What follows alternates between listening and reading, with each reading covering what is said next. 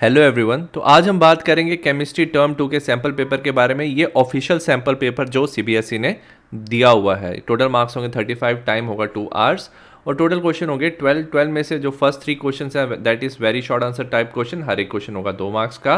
4 to 11 question will be short answer type question, 3 marks के होंगे each question. और 12th question होगा case based question जो होगा 5 मार्क्स का। ऑल क्वेश्चन आर कंपल्सरी, ठीक है, और use of log table and calculator is not allowed. सबसे पहले हम बात करेंगे सेक्शन ए की। सेक्शन ए है 2 मार्क्स की, ठीक है। इसमें सबसे पहला क्वेश्चन दिया, arrange the following in increasing order of their property indicated any two. हमें ए बी सी ऑप्शन दिया है, इनमें से 2 ऑप्शन करने हैं और हमें दिया हुआ है आपको अरेंज करना है in increasing order of their property. सबसे पहले हमें दिया हुआ है benzoic acid, phenol, picric acid, salicylic acid. आपको अरेंज करना है in increasing order of pK value. आपको पता होना चाहिए जो एसिडिक स्ट्रेंथ है किसी भी एसिड का और किसी भी कंपाउंड का एसिडिक स्ट्रेंथ है वो इन्वर्सली प्रोपोर्शन होता है पीके से। अगर पीके वैल्यू कम है that compound will be more acidic. और अगर आपको इंक्रीजिंग ऑर्डर ऑफ पीके में अरेंज करना है तो इसका मतलब है आप क्या कर रहे हो, decreasing order of acidic strength में अरेंज कर रहे हो। अगर हम बात करें इन चारों कंपाउंड में, पिक्रिक एसिड जो होगा वो सबसे ज़्यादा क्या होगा, एसिडिक होगा, ठीक है। पिक्रिक एसिड क्या होता है, फिनॉल है, उसके साथ NO2 ग्रुप अटैच होता है 3 पोजीशन पे, 2 ऑर्थो पे, 1 पैरा पे। अब याद रखना जो NO2 ग्रुप होता है वो इलेक्ट्रॉन विड्रॉइंग ग्रुप होता है। इलेक्ट्रॉन अपनी तरफ विड्रॉ करने से वो क्या करता है, ऑक्सीजन की इलेक्ट्रॉन डेंसिटी अपनी तरफ खींचता है। इसमें क्या आता है, delta negative delta positive charge होता है, पोलैरिटी क्या होती है, इंक्रीज होती है और पिक्रिक एसिड की एसिडिक स्ट्रेंथ क्या हो जाती है, ज़्यादा हो जाती है, ठीक है। तो पिक्रिक एसिड सबसे ज़्यादा एसिडिक है और पीके वैल्यू उसकी क्या है, लीस्ट। नेक्स्ट अगर हम बात करें, हमारा सबसे ज़्यादा इसके बाद जो है जिसकी एसिडिक स्ट्रेंथ डिक्रीज हो जाती है और जो इसके बाद जो एसिडिक है that is salicylic acid. Salicylic acid में क्या होता है, याद रखना जो COH है वो अपना एक हाइड्रोजन लूज कर सकता है, ठीक है। जो COH है वो क्या करेगा, हाइड्रोजन लूज कर देगा। ऑक्सीजन पे क्या आ जाएगा, नेगेटिव चार्ज आ जाएगा। अब ये जो ऑक्सीजन पे नेगेटिव चार्ज है वो क्या करता है, OH के साथ ये बना देता है हाइड्रोजन बॉन्ड। हाइड्रोजन बॉन्ड बनाने की वजह से क्या होता है, जो सैलिसाइलिक एसिड है क्योंकि जब वो H+ रिलीज कर देगा उसका CO नेगेटिव जो आयन है वो OH के साथ हाइड्रोजन बॉन्ड बनाने से वो स्टेबल हो जाएगा। So that's why salicylic acid क्या हो जाता है, एसिडिक हो जाता है, ठीक है। ये ज़्यादा एसिडिक है as compared to the benzoic acid, ठीक है। तो बेंजोइक एसिड COH से ज़्यादा ये क्या है, एसिडिक है। तो बेंजोइक एसिड की क्या है, पीके वैल्यू ज़्यादा है as compared to salicylic acid. और सबसे ज़्यादा पीके वैल्यू और जो सबसे कम एसिडिक है वो है फिनॉल, ठीक है। अगर हम बात करें बेंजोइक एसिड और फिनॉल की, बेंजोइक एसिड ज़्यादा एसिडिक इसलिए है क्योंकि बेंजोइक एसिड में हमारे पास होता है COO नेगेटिव। इसमें क्या हो सकता है, रेजोनेंस होती है, जो इसकी रेजोनेंस होती है CO नेगेटिव और बेंजोएट आयन की, याद रखना ये बनाता है हमारा बेंजोएट आयन। बेंजोएट आयन की जो रेजोनेंस होती है वो ज़्यादा स्टेबल होती है एज कंपेयर टू फिनॉल से हमारा बन जाता है फिनॉक्साइड आयन की रेजोनेंस से। So that's why benzoate ion क्या होता है, ज़्यादा स्टेबल और मोर एसिडिक। तो ये था हमारा increasing order of pKa value. Next हमें दिया हुआ है acetaldehyde acetone methyl tertiary butyl ketone reacting towards the NH2OH, ठीक है। ये acetaldehyde acetone tertiary methyl tertiary butyl ketone की रिएक्शन NH2OH। तो याद रखना ये है हमारी न्यूक्लियोफिलिक एडिशन रिएक्शन। इसमें जो NH2 है वो क्या करता है, it will act as a nucleophile. अब अगर मैं इसके स्ट्रक्चर ड्रॉ करूं और हमें पता करना है कि ज़्यादा रिएक्टिव कौन है, तो सबसे कम रिएक्टिव होगा हमारा वो होगा मिथाइल टर्शरी ब्यूटाइल कीटोन। इसका मैं स्ट्रक्चर बनाता हूं, मैंने एक तरफ मिथाइल ग्रुप बना लिया, कीटोन COO और साथ में मैं बना दूंगा tertiary group CH3 CH3 CH3। ये सबसे कम होगा हमारा रिएक्टिव। उसके बाद हमारा हो जाएगा acetone which is CH3 CO CH3 और जो सबसे ज़्यादा रिएक्टिव होगा वो होगा acetaldehyde which is CH3 C double bond OH, ठीक है। तो याद रखना ऐसा क्यों होता है, NH2 की रिएक्शन NH2OH। तो NH2 एक न्यूक्लियोफाइल है, नाइट्रोजन के पास क्या होते हैं, लोन पेयर ऑफ इलेक्ट्रॉन्स होते हैं। अब न्यूक्लियोफाइल क्या करता है, एक कार्बन के डेल्टा पॉजिटिव चार्ज पे डेल्टा नेगेटिव चार्ज होता है क्योंकि इनमें पोलैरिटी होती है, इसमें ये क्या करता है, अटैक करता है, ठीक है। न्यूक्लियोफाइल कहाँ पे अटैक करता है, कार्बन पे अटैक करता है। बट अगर आप फर्स्ट वाला कंपाउंड देखोगे इसमें क्या काफ़ी ज़्यादा क्या CH3 ग्रुप अटैच है, तो याद रखना इसमें क्या है, स्टेरिक हिंड्रेंस। स्टेरिक हिंड्रेंस की वजह से याद रखना न्यूक्लियोफाइल का अटैक क्या हो जाता है, कम हो जाता है। और दूसरी क्या चीज़ है, ये इलेक्ट्रॉन डोनेटिंग ग्रुप है तो डेल्टा पॉजिटिव चार्ज को कम करता है। तो न्यूक्लियोफाइल का जो अटैक होता है वो काफ़ी ज़्यादा कम होता है मिथाइल टर्शरी ब्यूटाइल कीटोन में। नेक्स्ट अगर हम बात करेंगे एसीटोन में भी 2 CH3 ग्रुप प्रेजेंट है, तो उसमें भी क्या होता है, थोड़ा जो अटैक होता है that is difficult but not as difficult as methyl tertiary butyl ketone. और सबसे ईजी जो NH2OH है वो अटैक कर सकता है CO में, क्योंकि इसमें है लीस्ट स्टेरिक हिंड्रेंस और सिर्फ एक CH3 ग्रुप प्रेजेंट है जो कार्बन पे कम इलेक्ट्रॉन डोनेट करेगा। नेक्स्ट हमें दिया हुआ है C part, ethanol, ethanoic acid, benzoic acid in increasing order of boiling point. सबसे पहले आपको पता होना चाहिए जो बॉइलिंग पॉइंट है डायरेक्टली प्रोपोर्शनल होता है वो हाइड्रोजन बॉन्डिंग के। जिसमें ज़्यादा स्ट्रॉन्ग हाइड्रोजन बॉन्डिंग होता है उसमें क्या होता है, बॉइलिंग पॉइंट ज़्यादा होता है। और साथ में जो बॉइलिंग पॉइंट है वो also depend on molecular mass. जितना ज़्यादा मॉलिकुलर मास होता है उतना ज़्यादा van der Waals force of attraction भी इंक्रीज होता है और बॉइलिंग पॉइंट इंक्रीज होता है। ठीक है, अगर हम बात करें इन तीनों में सबसे कम होता है हमारा ethanol which is CH3CH2OH। Ethanol क्या होता है, एल्कोहल होता है, और याद रखना एल्कोहल में क्या होता है, हाइड्रोजन बॉन्डिंग, बाकी दोनों एसिड है, एसिड से कम होता है, तो इथेनॉल की लीस्ट हो जाएगी। उसके बाद हमारा हो जाएगा इथेनॉइक एसिड। ठीक है, इथेनॉइक एसिड। अब इथेनॉइक एसिड एल्कोहल से ज़्यादा इसलिए होता है, इथेनॉइक एसिड हमारा होता है CH3COH, क्योंकि इथेनॉइक एसिड क्या कर सकता है, एक इथेनॉइक एसिड दूसरे इथेनॉइक एसिड के साथ कंबाइन कर सकता है बाय हाइड्रोजन बॉन्डिंग, और बॉन्डिंग क्या कर सकता है, इट कैन फॉर्म डाइमर बना सकता है। ठीक है, डाइमर बनाने की वजह से क्या हो जाता है कि इसका, अगर आप इसको वेपर स्टेट में भी लो, वेपर्स में भी क्या होता है, जो एसिड होते हैं वो डाइमर की फॉर्म में 2 मॉलिक्यूल एक दूसरे के साथ जुड़े होते हैं। सो दैट्स वाई क्या होता है, इनका बॉइलिंग पॉइंट हायर होता है as compared to the alcohol. सबसे ज़्यादा हो जाएगा हमारा बेंजोइक एसिड। बेंजोइक एसिड सबसे ज़्यादा क्यों होगा, क्योंकि बेंजोइक एसिड खुद के साथ कंबाइन होकर डाइमर तो बना सकता है, बट इसका मॉलिकुलर मास भी, क्योंकि इसके पास एक बड़ा सा क्या है, हाइड्रोकार्बन पार्ट है, और ज़्यादा बड़ा पार्ट होने की वजह से बेंजोइक एसिड का बॉइलिंग पॉइंट हाईएस्ट हो जाएगा। नेक्स्ट हम बात करें क्वेश्चन नंबर 2 की, solution of 2 electrolyte A and B are diluted, the lambda m of B increases 1.5 times while that of A increases 25 times. Which of the two is a strong electrolyte? Justify your answer. Show the behavior of A and B. ठीक है, graphically हमें show करना है। सबसे पहले आपको पता होना चाहिए, अगर हम बात करें लैम्डा m की, ये होती है हमारी मोलर कंडक्टिविटी। मोलर कंडक्टिविटी होती है conductivity of 1 mole of electrolyte. जब आपने 1 मोल ऑफ इलेक्ट्रोलाइट लिया हो तो जो कंडक्टिविटी आती है that is called as molar conductivity. और जब आप क्या करते हो, वाटर ऐड करते हो, ठीक है, वाटर ऐड करने को हम डाइल्यूशन भी कहते हैं। वाटर ऐड करने से क्या होता है, जो आयंस हैं वो एक दूसरे से क्या होता है, दूर मूव करते हैं, और दूर मूव करने की वजह से क्या होता है, फोर्स ऑफ अट्रैक्शन क्या हो जाता है, कम हो जाता है, और एज ए रिजल्ट क्या होता है, मोलर कंडक्टिविटी इंक्रीज हो जाती है। तो याद रखना डाइल्यूशन से मोलर कंडक्टिविटी इंक्रीज होती है। ठीक है, अगर मैं इसका चार्ट बनाऊं और इसका ग्राफ बनाऊं, तो ग्राफ में क्या होता है, हमारा ग्राफ है lambda m which is molar conductivity under root of C। C क्या है, हमारा कंसंट्रेशन। अब हमारे पास ना 2 तरह के इलेक्ट्रोलाइट होते हैं। एक होता है हमारे पास स्ट्रॉन्ग इलेक्ट्रोलाइट। स्ट्रॉन्ग इलेक्ट्रोलाइट क्या होता है, वो ऑलरेडी क्या होता है, काफ़ी ज़्यादा क्या होता है, डिसोसिएटेड फॉर्म में होता है। सो ऑलरेडी इसकी क्या होती है, मोलर कंडक्टिविटी हाई होती है। तो अगर इसका मैं ग्राफ बनाऊंगा तो ऑलरेडी क्या होती है, इसकी मोलर कंडक्टिविटी हाई होती है। और अगर आप क्या करो, कंसंट्रेशन डिक्रीज करो, कंसंट्रेशन अगर आप डिक्रीज कर रहे हो और आप डाइल्यूशन कर रहे हो, तो ग्राफ कुछ इस तरह आता है। ठीक है, सो graph will come something like this. ठीक है, तो ये हमारा ग्राफ आ गया ऑफ स्ट्रॉन्ग इलेक्ट्रोलाइट। ये हमारा स्ट्रॉन्ग इलेक्ट्रोलाइट का ग्राफ आया। स्ट्रॉन्ग इलेक्ट्रोलाइट में मोलर कंडक्टिविटी क्या होती है, थोड़ी सी इंक्रीज होती है। बट वीक इलेक्ट्रोलाइट का जब हम ग्राफ बनाएंगे, वीक इलेक्ट्रोलाइट में क्या होता है, पहले तो इसकी मोलर कंडक्टिविटी बहुत कम होती है, क्योंकि वीक इलेक्ट्रोलाइट सपोज आपके पास एसिटिक एसिड CH3COH, ये क्या कर सकता है, जब ये डिसोसिएट होता है ये बनाएगा CH3CO negative and plus H+। ठीक है, तो इसकी डिसोसिएशन क्या होती है, कम होती है, क्योंकि रिवर्सिबल प्रोसेस होती है। बट जब आप वाटर ऐड करते हो तो आयंस क्या होती हैं, जो प्रोडक्ट की आयंस है वो काफ़ी दूर होने लग जाती हैं, और जितना ज़्यादा वाटर ऐड करते हो तो सडनली क्या हो जाता है, मोलर कंडक्टिविटी क्या हो जाता है, इंक्रीज हो जाती है। ठीक है, तो स्ट्रॉन्ग इलेक्ट्रोलाइट में क्या होता है कि कंसंट्रेशन, जो मोलर कंडक्टिविटी है वो क्या होता है, थोड़ा थोड़ा इंक्रीज हो रहा है। बट वीक इलेक्ट्रोलाइट की बात करेंगे, जितना जितना आपने वाटर डाला वैसे वैसे क्या होगा, मोलर कंडक्टिविटी क्या होने लगेगी, इंक्रीज होने लगेगी। तो वीक इलेक्ट्रोलाइट में क्या होता है, काफ़ी ज़्यादा इंक्रीज होता है। तो अगर हमने क्वेश्चन देखा है, क्वेश्चन में दिया हुआ है कि molar conductivity of B increases by 1.5, तो जिसकी कम इंक्रीज हो रहा है वो क्या होगा, B, that will be strong electrolyte. और जिसकी ज़्यादा 25 टाइम इंक्रीज हो रहा है that should be weak electrolyte. So out of 2 which is a strong electrolyte, तो B is the strong electrolyte, हमारा A will be the weak electrolyte. Next हम बात करें question number third, give reason to support the answer presence of alpha hydrogen in aldehyde and ketone is essential for the aldol condensation.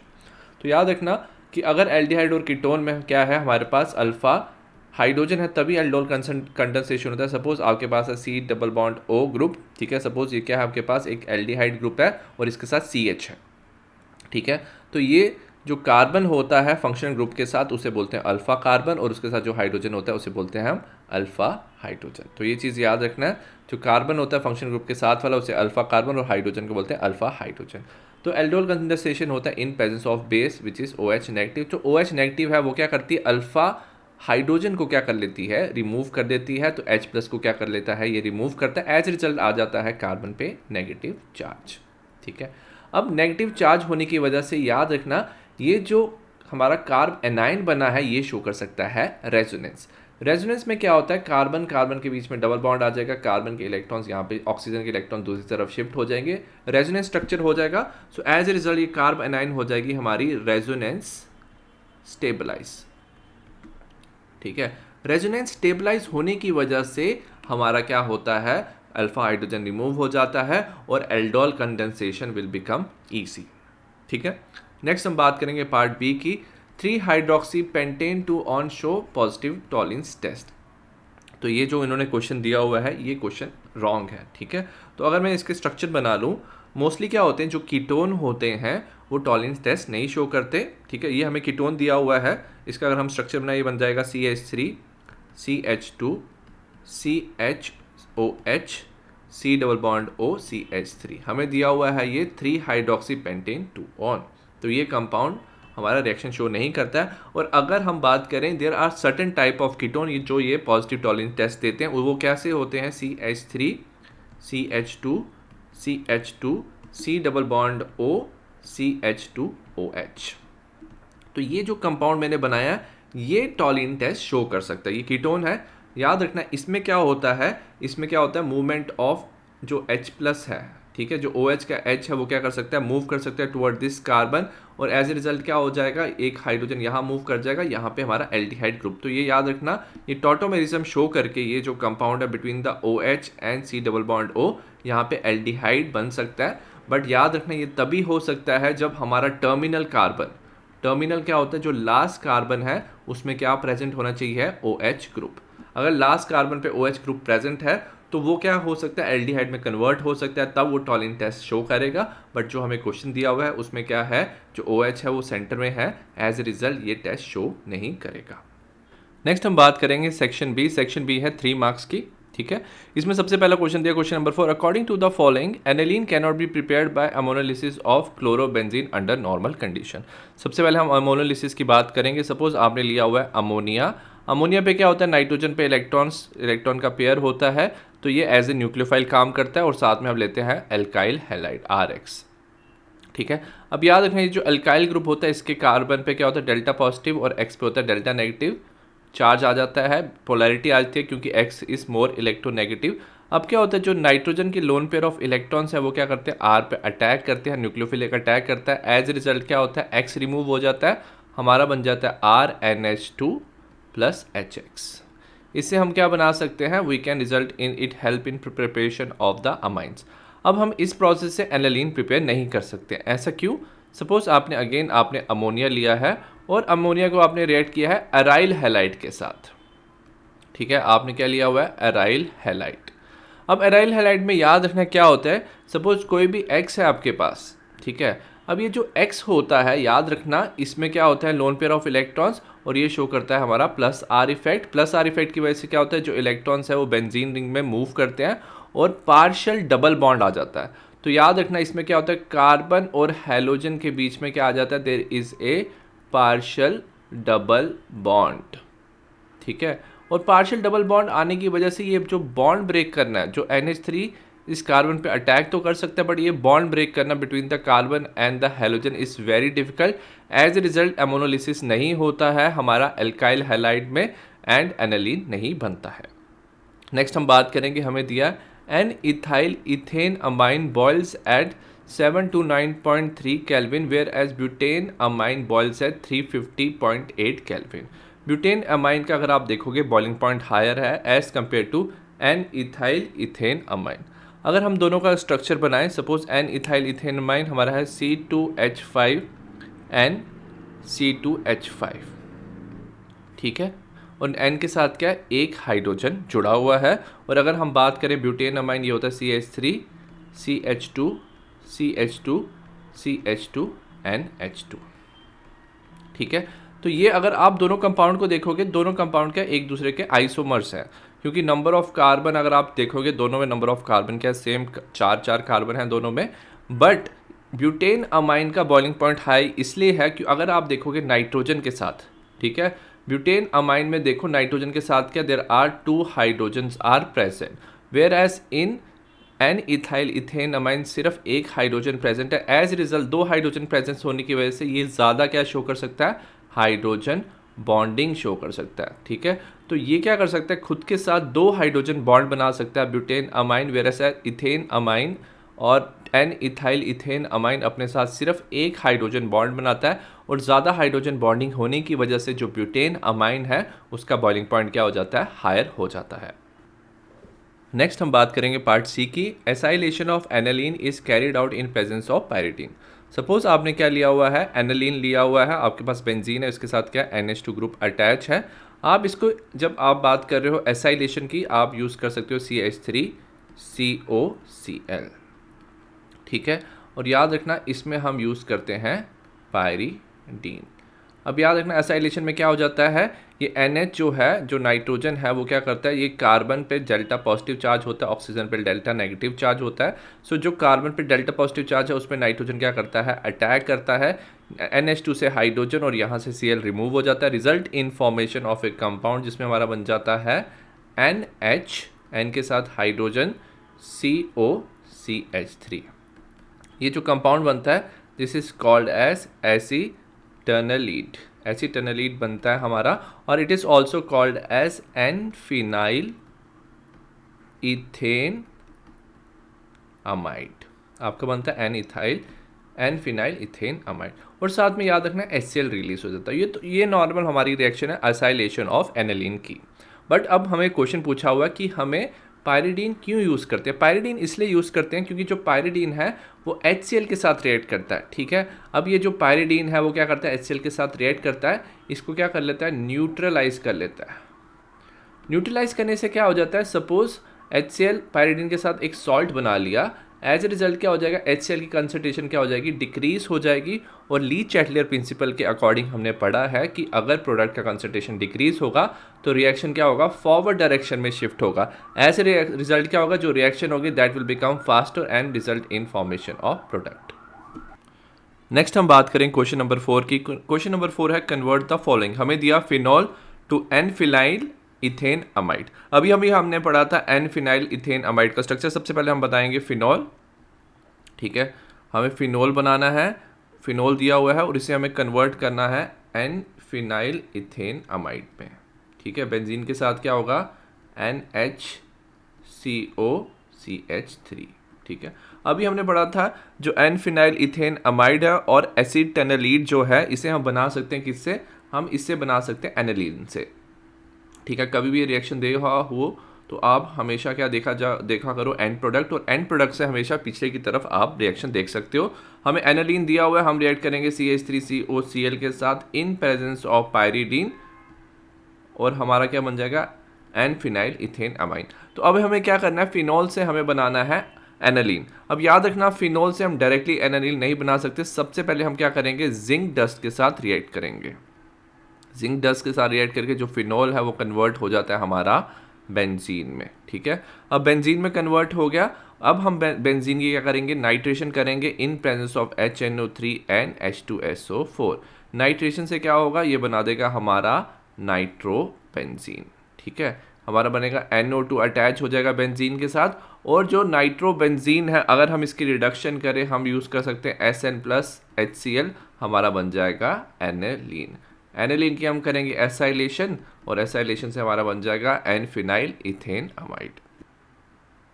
Fourth का B part दिया, chloroethane to methanamine, ठीक है।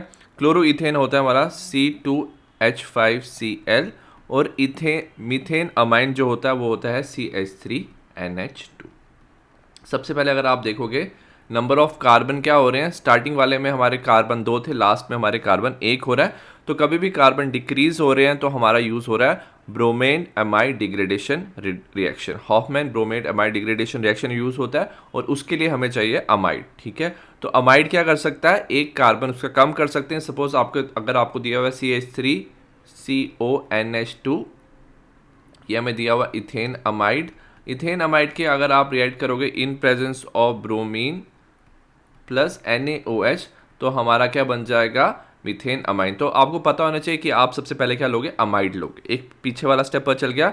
और amide बनाने के लिए आपको क्या चाहिए होता है, यू नीड एसिड। ठीक है, आपको एसिड की जरूरत होती है, आप यूज करोगे CH3COH। तो एसिड की प्रेजेंस में अगर आप क्या करो, NH3 के साथ अगर आप हीट करते हो तो याद रखना आपका बन जाता है अमाइड। अब हमें अगर इनिशियल कंपाउंड देखेंगे, हमें दिया हुआ क्लोरोइथेन। क्लोरोइथेन को हमने किस में कन्वर्ट करना है, एसिड में। तो सबसे पहले आप इसको डायरेक्टली क्लोरो को एसिड में कन्वर्ट नहीं कर सकते। सबसे पहले हम क्या करेंगे, इसको रिएक्ट करेंगे एक्वस NaOH के साथ। एक्वस NaOH के साथ क्या होगा, हमारा कंपाउंड बन जाएगा CH3CH2OH विच इज इथेनॉल। जैसे इथेनॉल बनेगा, इथेनॉल को अब हम डायरेक्टली क्या कर सकते हैं, अगर हम इसकी क्या करें, ऑक्सीडेशन करें इन प्रेजेंस ऑफ KMnO4, हमारा बन जाएगा एसिड। ठीक है, हमारा एसिड बन जाएगा। एसिड को हम अमोनिया के साथ हीट करेंगे, हमारा बन जाएगा अमाइड। और हॉफमैन ब्रोमेट अमाइड डिग्रेडेशन से हमारा बन जाएगा CH3NH2। कभी भी रिएक्शन में अगर आपको दिख रहा है नंबर ऑफ कार्बन डिक्रीज हो रहे हैं तो आपको पता होना चाहिए कि Hofmann bromamide degradation reaction हो रहा है, आपको कहीं ना कहीं पे अमाइड वाला स्टेप यूज करना है। नेक्स्ट हमें दिया हुआ है propanenitrile to ethanol. Propanenitrile होता है हमारा CH3CH2CN और इथेनॉल होता है हमारा CH3CH2OH। ठीक है, अब इंपॉर्टेंट चीज़ याद रखना कि नंबर ऑफ कार्बन क्या हो रहे हैं, फिर से डिक्रीज हो रहे हैं। नंबर ऑफ कार्बन अगर आप देखोगे स्टार्टिंग वाले में प्रोपेन था 3 थे, मगर एंडिंग में 2 कार्बन हो गए। तो अगेन हमारा Hofmann bromamide degradation step use होगा। तो आप क्या करोगे, सबसे पहले हमें पता है अगर इस कंपाउंड की हम क्या करेंगे, हाइड्रोलिसिस करेंगे। हाइड्रोलिसिस में क्या हो जाता है, पार्शियल हाइड्रोलिसिस, तो हमारा बनता है CH3CH2CONH2। ठीक है, तो हाइड्रोलिसिस से हमारा बन जाएगा अमाइड। अब हमारे पास अमाइड बन गया है। अमाइड की क्या करोगे, bromamide degradation reaction, bromine in presence of NaOH। Bromine in presence of NaOH से आपका बन जाएगा CH3CH2NH2। इथेन अमाइन आपका बन जाएगा। ठीक है, नंबर ऑफ कार्बन क्या हो गया है, एक कार्बन क्या हो जाएगा, जो CO है वो रिमूव हो जाएगा, नंबर ऑफ कार्बन डिक्रीज हो जाएगा, आपका इथेन अमाइन बन गया। और ये जो इथेन अमाइन है अब हमें इसे अल्कोहल में कन्वर्ट करना है। तो हमने ऑलरेडी रिएक्शन पढ़ा हुआ है, जब हम रिएक्ट करते हैं HNO2 के साथ। ठीक है, HNO2 के साथ करते हैं तो हमारा डाइजोनियम सॉल्ट बनता है। और ये जो डाइजोनियम सॉल्ट बनता है जो अल्काइल ग्रुप का होता है वो अनस्टेबल होता है। और अगर आप इसकी हाइड्रोलिसिस करो तो याद रखना ये किस में कन्वर्ट हो जाता है, अल्कोहल में कन्वर्ट हो जाता है। सो ऐसे हम क्या कर सकते हैं, प्रोपेन नाइट्राइल को we can convert into ethanol. Next हमें क्वेश्चन दिया, question number 5, answer the following question. NiH2O6 2+ is green in colour whereas NiH2O4En2+ is blue in colour, give reason to support your answer. सबसे पहले हम बात करेंगे कि ये निकल के दोनों कॉम्प्लेक्स कलर क्यों है। क्योंकि दोनों में सबसे पहले याद रखना, क्योंकि जो ये लिगेंड दिया दोनों में न्यूट्रल है, तो निकल का चार्ज हो जाएगा +2। ठीक है, निकल है +2 और निकल +2 का जो हमारा इलेक्ट्रॉनिक कन्फिग्रेशन होता है वो होता है 3d8। ठीक है, अगर हम इसको बॉक्स की फॉर्म में लिखेंगे 1 2 3 4 5, तो अगर 8 इलेक्ट्रॉन्स हमें फिल करने हैं तो 8 इलेक्ट्रॉन्स हम फिल करेंगे 1 2 3 4 5 6 7 8। ठीक है, अब क्योंकि निकल में सबसे पहले याद रखना कि निकल दोनों कॉम्प्लेक्स कलर इसलिए शो करें क्योंकि दोनों में क्या के पास क्या है, अनपेयर्ड इलेक्ट्रॉन्स है। अनपेयर्ड इलेक्ट्रॉन्स होने की वजह से याद रखना दोनों जो कॉम्प्लेक्स है वो शो करते हैं डी ट्रांजिशन। डी ट्रांजिशन होती है। अगर आप देखोगे दोनों कॉम्प्लेक्स का ऑक्टाहेड्रल है। और याद रखना ऑक्टाहेड्रल कॉम्प्लेक्स में हमने पढ़ा है, when we talk about octahedral complex according to the crystal field theory. ठीक है, तो क्रिस्टल फील्ड थ्योरी के बेसिस पे क्या होता है, there is a splitting happen. जैसे लिगेंड आता है वो क्या करता है, रिपल्शन कॉज करता है इलेक्ट्रॉन्स के, मेटल के इलेक्ट्रॉन्स को, एज ए रिजल्ट क्या होता है, स्प्लिटिंग होता है। ठीक है। और स्प्लिटिंग होने से हमारे दो ऑर्बिटल बनते हैं, ये मैं बता देता हूँ। हमारा बनते हैं दो ऑर्बिटल, एक बनता है हमारा Eg और दूसरा बन जाता है हमारा T2G। तो ये नॉर्मल चीज़ याद रखना कि जब भी हमारी क्या होती है, कलर शो होता है, तो T2G से Eg में क्या होता है, इलेक्ट्रॉन क्या कर सकता है, जंप कर सकता है, और इलेक्ट्रॉन जंप करने से क्या होता है, कॉम्प्लेक्स का कलर आता है, क्योंकि वो लाइट एब्जॉर्ब करता है और करस्पॉन्डिंग वो कलर देता है। अब इंपॉर्टेंट चीज़ क्या दोनों में कि एक कॉम्प्लेक्स जो है हमारा, जैसे NiH2O6 जो है, इसका कलर ग्रीन है, वेयर एज अगर हम बात करें NiH2O4 En2+ का कलर क्या है, ब्लू है। ऐसा क्यों है, तो याद रखना कि जो वाटर है वो वीक लिगेंड है, बट यहाँ पे हमारे पास क्या है, En क्या है, एक स्ट्रॉन्ग लिगेंड होता है।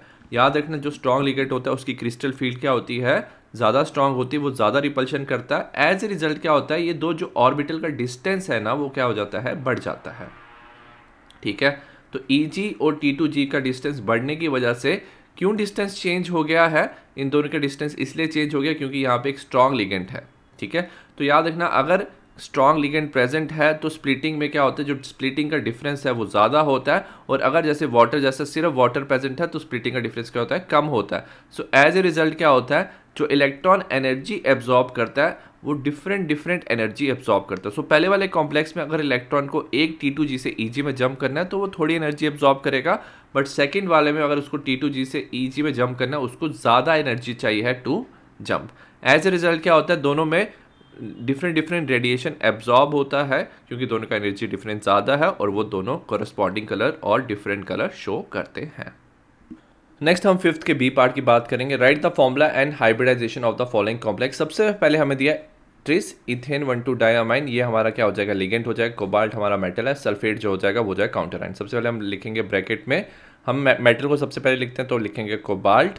En इथेन 1,2 डायमाइन को En लिखते हैं, ट्रिस का मतलब क्या, ये थ्राइस है, ब्रैकेट क्लोज कर देंगे और सल्फेट लिखेंगे।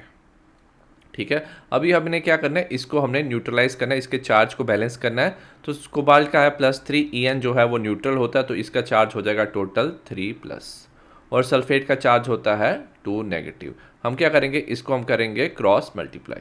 ठीक है, क्रॉस मल्टीप्लाई जब हम करेंगे, क्रॉस मल्टीप्लाई से क्या हो जाएगा, हमारा बनेगा COEN thrice bracket 2 SO4 thrice. तो ये हमारा बन गया tris ethane 1,2 diamine cobalt 3 sulphate का स्ट्रक्चर हमने बना लिया।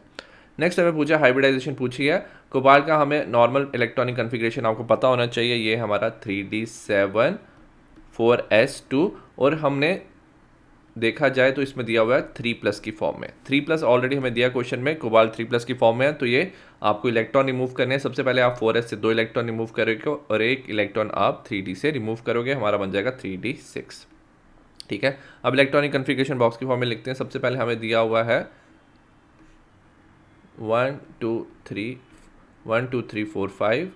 ठीक है, ये हमारा है 3d, फिर हमें दिया हुआ है 4s। ठीक है, और उसके बाद हम बना देंगे 3p। इलेक्ट्रॉन फिल करेंगे। ठीक है, हमें दिया हुआ है CO3+, इलेक्ट्रॉन्स हम फिल करेंगे ऐसे। हमें 6 इलेक्ट्रॉन्स दिए हैं, 1 2 3 4 5 6। अब इम्पॉर्टेंट चीज़ क्या है, आपको याद रखना है कि यहाँ पे हमें दिया हुआ है En। जो इथेन डायमाइन होता है वो होता है एक स्ट्रॉन्ग लिगेंड। ये क्या करता है, इलेक्ट्रॉन्स को रिपेल करता है और इलेक्ट्रॉन्स की कॉज करता है। जो स्ट्रॉन्ग लिगेंड होता है वो कॉज करता है इनकी पेयरिंग। इलेक्ट्रॉन्स क्या होते हैं, एक तरफ मूव कर जाते हैं और उनकी पेयरिंग हो जाती है। तो अगर हम बनाएं, जो इलेक्ट्रॉन्स हैं 3d के, ठीक है, टोटल 6 इलेक्ट्रॉन्स थे, सारे 6 के 6 इलेक्ट्रॉन्स क्या हो जाएंगे, एक तरफ शिफ्ट हो जाएंगे। ठीक है, एज रिजल्ट क्या हो जाएगा, इसके जो 2 ऑर्बिटल्स हैं 3d के 2 ऑर्बिटल्स क्या हो जाएंगे, फ्री हो जाएंगे। 4s का 1 ऑर्बिटल और 3p के 3 ऑर्बिटल्स। ठीक है, अब ये जो En है, याद रखना ये है हमारा डाइडेंटेट लिगेंड। डाइडेंटेट का मतलब होता है कि ये 2 इलेक्ट्रॉन पेयर डोनेट करता है, 2 इलेक्ट्रॉन पेयर डोनेट करता है En। और टोटल कितने इलेक्ट्रॉन पेयर हैं, टोटल 6, क्योंकि हमें दिया हुआ है। तो टोटल ये 6 पेयर ऑफ इलेक्ट्रॉन्स क्या करता है, डोनेट करता है।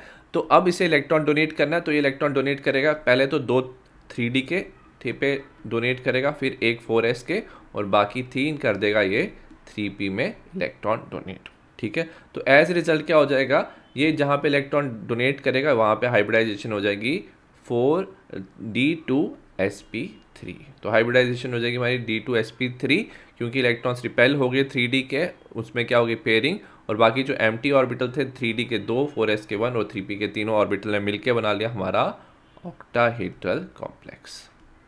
याद रखना इसमें 3D ऑर्बिटल यूज हो रहा है तो इसको हम इनर ऑर्बिटल कॉम्प्लेक्स भी कहते हैं। ठीक है, this is inner orbital complex जब 3D यूज होता है। अगर 4D यूज हो रहा है तो हम बोलते हैं आउटर ऑर्बिटल कॉम्प्लेक्स। नेक्स्ट हम बात करें फिफ्थ का और वाला question. In A coordination entity the electronic configuration of the centre metal is T2G3 and Eg1 is the coordination complex is high spin and low spin complex. Draw the crystal field splitting diagram of the above complex. सबसे पहले हम B वाला part कर लेते हैं, splitting diagram बना लेते हैं। सपोज आपके पास क्या है, अगर आपके पास क्या है ऑर्बिटल है 1 2 3 4 5, डी ऑर्बिटल है आपके पास। तो डी ऑर्बिटल में क्या होता है, जैसे लिगेंड आता है तो उसमें क्या हो जाती है, एनर्जी उसकी इंक्रीज हो जाती है 3 4। तो एनर्जी इंक्रीज होने से याद रखना ये क्या हो जाता है, दो पार्ट में क्या हो जाता है, स्प्लिट हो जाता है। जो नीचे वाला पार्ट होता है इसको बोलते हैं हम T2G, ठीक है, और जो ऊपर वाला पार्ट होता है इसे हम बोलते हैं हम Eg। T2G के अंडर हमारा जो ऑर्बिटल होते हैं वो होता है DXY, DXZ, DYZ, और Eg के अंडर होते हैं हमारे orbitals DX2, Y2 and DZ2, और दोनों के बीच में जो एनर्जी डिफरेंस होती है उसको डेल्टा नॉट बोलते हैं। Not represent octahedral complex. अब इंपॉर्टेंट क्या चीज़ है, इसमें दिया हुआ है T2G में कितने इलेक्ट्रॉन्स हैं, 3 इलेक्ट्रॉन्स हैं, और Eg में क्या है, 1 इलेक्ट्रॉन। तो ये हमें ऑलरेडी हमने क्या बना दिया, इसका डायग्राम बना लिया। अब इंपॉर्टेंट चीज़ क्या है, हमें दिया हुआ है T2G3 एंड Eg1। इसका मतलब क्या, अगर आप इस कॉम्प्लेक्स को देखोगे इसमें 4 अनपेयर्ड इलेक्ट्रॉन्स हैं। 4 अनपेयर्ड इलेक्ट्रॉन्स होने की वजह से ये हो जाता है हमारा हाई स्पिन कॉम्प्लेक्स। ठीक है, हाई स्पिन क्यों है, क्योंकि 4 अनपेयर्ड इलेक्ट्रॉन्स है। और ऐसा क्यों होता है, जब भी हमें क्या दिया होता है, वीक लिगेंड दिया होता है। ठीक है, वीक लिगेंड दिया होता है। वीक लिगेंड में क्या होता है, एक चीज़ याद रखना, वीक लिगेंड की जो उसकी लिगेंड में जो एनर्जी प्रोड्यूस होती है, याद रखना वो कम होती है as compare to pairing energy. Pairing energy क्या होता है, सपोज आप चाहते हो कि जो 4th इलेक्ट्रॉन है वो T2G में आ जाए। ठीक है, instead of going to Eg वो T2G में आए, तो उसको ओवरकम करने के लिए रिपल्शन को, क्योंकि एक ऑर्बिटल में 2 इलेक्ट्रॉन्स आ जाएंगे, उस रिपल्शन को ओवरकम करने के लिए जो एनर्जी चाहिए होती है that is called as pairing energy. तो वीक लिगेंड में याद रखना जो ओवरऑल एनर्जी है वो पेयरिंग एनर्जी से कम होता है। एज ए रिजल्ट क्या होता है, जो 4th इलेक्ट्रॉन है वो चला जाता है Eg में। Eg में जाने की वजह से याद रखना जो चारों इलेक्ट्रॉन्स है वो हो जाएंगे अनपेयर्ड, और ये बना देगा हमारा हाई स्पिन कॉम्प्लेक्स। नेक्स्ट हम बात करेंगे question number 6। According for the following part A की Ti जो +4 है it is more stable then the Ti2 और Ti3। ऐसा क्यों होता है, सपोज हम बात करेंगे Ti की इलेक्ट्रॉनिक कन्फिग्रेशन, ये होती है आर्गॉन 3d2 4s2, ये होती है Ti की इलेक्ट्रॉनिक कन्फिग्रेशन। ठीक है, अगर हमने इसको दे दिया Ti4+, तो Ti4+ क्या हो जाएगा, हमारे आर्गॉन आ जाएगा 3d0 आ जाएगा। तो इसकी जो इलेक्ट्रॉनिक कन्फिग्रेशन है Ti की, टाइटेनियम की, ये मैच करेगी हमारी स्टेबल नोबल गैस के साथ। तो नोबल गैस कन्फिग्रेशन के साथ मैच करेगा। एज ए रिजल्ट क्या होगा, Ti+4 becomes more stable then the Ti+2 और Ti+3। 6 का बी पार्ट है। In case of transition element ions of same charge in A given series show progressive decrease in radius with increasing atomic number. इसको मैं example से बताता हूँ। Suppose आपके पास क्या सेम चार्ज की आयंस है इन ए सीरीज, सपोज मैं बात कर रहा हूँ 3D सीरीज़ की और फर्स्ट ट्रांजिशन सीरीज। सपोज आपके पास है Mn3+, आयरन 3+ आता है, फिर है CO3+, फिर है Ni3+। इनके अब याद रखना इन सब में क्या होता है, d ऑर्बिटल प्रेजेंट होता है। तो जैसे ही आप क्या जाते हो, लेफ्ट टू राइट जाते हो इन ए सीरीज, तो याद रखना जो इलेक्ट्रॉन है वो क्या करता है, एंटर करता है। इलेक्ट्रॉन एंटर करता है, और एंटर किस में करता है, डी ऑर्बिटल में एंटर करता है। और डी ऑर्बिटल की याद रखना इसका होता है poor shielding effect. Poor shielding effect होने की वजह से याद रखना, पुअर शील्डिंग इफेक्ट क्या होता है, जो इनर इलेक्ट्रॉन्स है वो आउटर इलेक्ट्रॉन्स को रिपेल नहीं करते। एज ए रिजल्ट क्या होता है, न्यूक्लियर चार्ज क्या हो जाता है, इंक्रीज हो जाता है।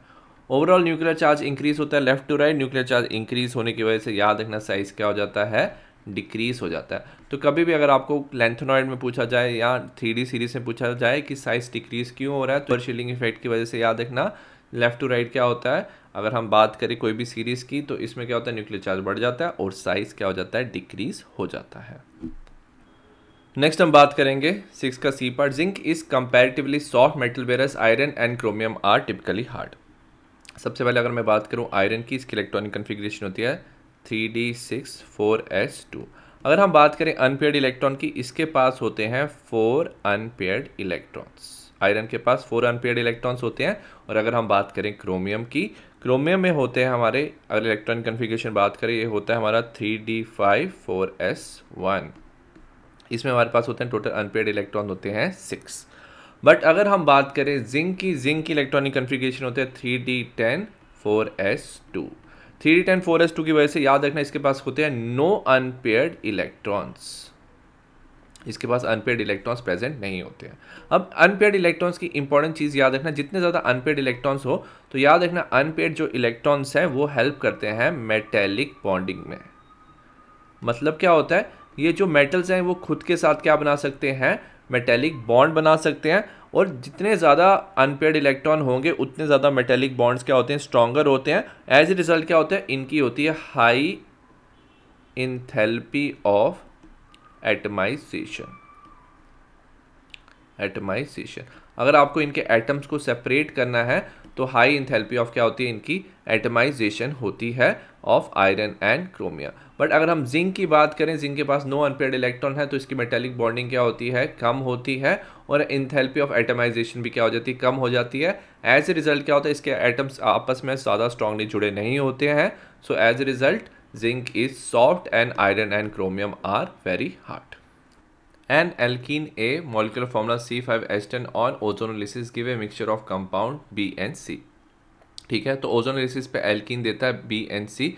और याद रखना है ओजोनोलिसिस पे आपका मोस्टली बनता है एल्डिहाइड या कीटोन बनता है। ठीक है, अब कंपाउंड जो बी है, give positive Fehling test and also iodoform test on treatment with I2 and NaOH। तो जो कंपाउंड बी है वो फेलिंग टेस्ट दे सकता है, तो ये एल्डिहाइड हुआ। आइडोफॉर्म टेस्ट को वो कंपाउंड देते हैं जिनमें क्या होना चाहिए, CH3CO ग्रुप। तो हमारा सिर्फ एक ही ऐसा एल्डिहाइड है जो फेलिंग टेस्ट भी दे सकता है और आइडोफॉर्म टेस्ट भी है, वो है हमारा CH3C OH। तो ये हमारा इथेनॉल। तो इथेनॉल हो जाएगा हमारा कंपाउंड बी।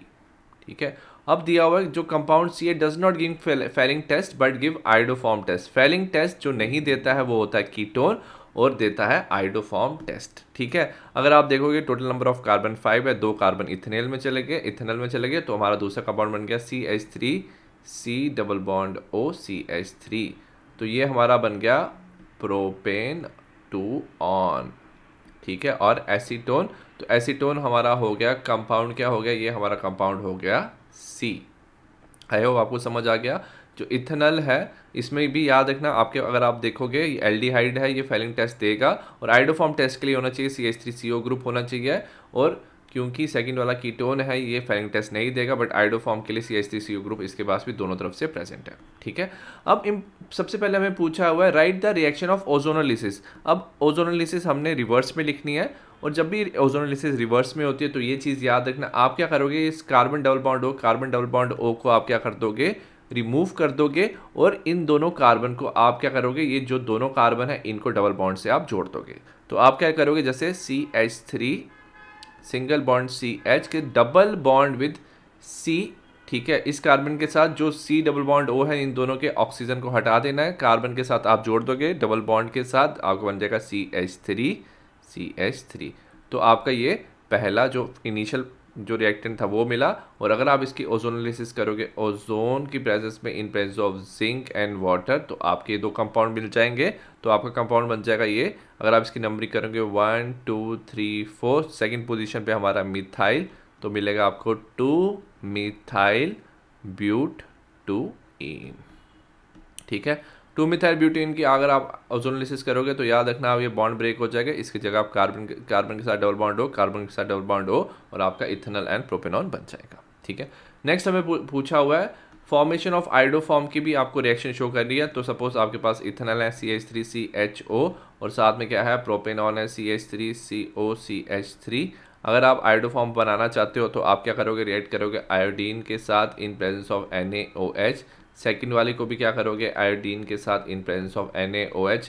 जैसे आप रिएक्शन करोगे तो पहले में आपका बन जाएगा आइडोफॉर्म CHI3, आइडोफॉर्म के साथ बन जाएगा HCOONA, और सेकंड वाले में भी बनेगा आपका same CHI3 which is iodoform, और साथ में बनेगा CH3COONA। तो ये था हमारा क्वेश्चन नंबर 7। नेक्स्ट हम बात करें क्वेश्चन नंबर 8 की। Observe the figure given below and answer the question that follows. Which process is represented in the figure. अगर आप ये प्रोसेस देख रहे हो, इसमें क्या दिया आपको, सेमी परमेबल मेम्ब्रेन दिया हुआ है, अंदर क्या है, सॉल्ट पार्टिकल है और उसके साथ क्रिस्टलाइट। क्रिस्टलाइट क्या होती है, मोस्टली इसके अंदर क्या होती है, इम्प्योरिटी होती है। क्रिस्टलाइट क्या होते हैं, एक ऐसी सब्सटेंस जो क्या हो वाटर में डिजॉल्व हो। ये हो सकते हैं हमारे इलेक्ट्रोलाइट जो वाटर में डिजॉल्व हो जाते हैं, लाइक NaCl। ठीक है, तो हम क्या चाहते हैं कि सॉल्ट पार्टिकल से क्रिस्टलाइट को रिमूव करना, तो हम वाटर देते हैं। और वाटर की प्रेजेंस में क्या होता है, जो बाहर वाटर होता है, because of the dialysis crystalloid outside the membrane move करते हैं, from higher concentration to lower concentration move करते हैं, तो हम इसे बाहर से रिमूव कर सकते हैं। अब इस प्रोसेस में एक्स्ट्रा क्या दिया हुआ है डायलिसिस के साथ, अगर आप देखोगे चार्ज दिया हुआ है, एक तरफ एनोड दिया हुआ है, एक तरफ कैथोड दिया है। सपोज आपके पास है NaCl का क्रिस्टलाइट, तो क्या होता है, ये जो नेगेटिव चार्ज होगा वो एनोड की तरफ मूव करेगा और Na+ कैथोड की तरफ मूव करेगा, और ये जो प्रोसेस है थोड़ी फास्ट हो जाएगी। तो इस प्रोसेस को हम बोलते हैं इलेक्ट्रोडायलिसिस। तो ये हो जाएगा हमारा electrodialysis. Next, what is the application of this process. ये प्रोसेस हम क्यों कर रहे हैं, अभी अभी मैंने बताया। इसमें हम करते हैं purification of colloidal solution. Colloidal solution को हम क्या करते हैं, प्यूरिफाई करते हैं। ठीक है, उसमें से क्रिस्टलाइट रिमूव करके। और last, can the same process occur without applying electric field. Electric field अगर आप अप्लाई नहीं करो तो ये process, yes this process can happen, और उसे हम बोलते हैं डायलिसिस। उसे सिर्फ हम डायलिसिस कहेंगे अगर इलेक्ट्रिक फील्ड अप्लाई नहीं है। Why is the electric field is applied. Electric field इसलिए अप्लाई करते हैं क्योंकि जो डायलिसिस है it's a very slow process. ठीक है, डायलिसिस बहुत स्लो प्रोसेस होता है, और अगर हम चाहते हैं ये प्रोसेस को फास्ट करना, तो फास्ट करने के लिए हम इलेक्ट्रिक फील्ड अप्लाई करते हैं। नेक्स्ट हम बात करेंगे क्वेश्चन नंबर 9 की। What happens when an ethyl ethane amine reacts with benzene sulfonyl chloride. जो बेंजीन सल्फोनाइल क्लोराइड है इसे हम हिंसबर्ग रिएजेंट भी कहते हैं, और ये प्राइमरी सेकेंडरी टर्शरी अमाइंस को सेपरेट करने के लिए और इनको डिस्टिंग्विश करने के लिए यूज़फुल होता है। ठीक है, सबसे पहले हम बेंजीन सल्फोनाइल क्लोराइड बनाएंगे। हमारे पास होता है बेंजीन, इसके साथ क्या ग्रुप अटैच होता है, S double bond O Cl, और इसको हम रिएक्ट करें किसके साथ, C2H5 NH। तो ये हमारा इथेन और एन इथाइल इथेन अमाइन के साथ रिएक्ट करेंगे। अब याद रखना चाहिए इस रिएक्शन में क्या होता है, इन दिस रिएक्शन जो Cl है वो ये HCl क्या हो जाता है, रिमूव हो जाता है, और ये इसके साथ अटैच हो जाता है। Result in formation of benzene के साथ क्या होता है हमारा S डबल बॉन्ड O। ठीक है, साथ में आ जाता है N C2H5। ठीक है, ये जो कंपाउंड बना इसे हम बोलते हैं NN diethyl benzene sulphonamide.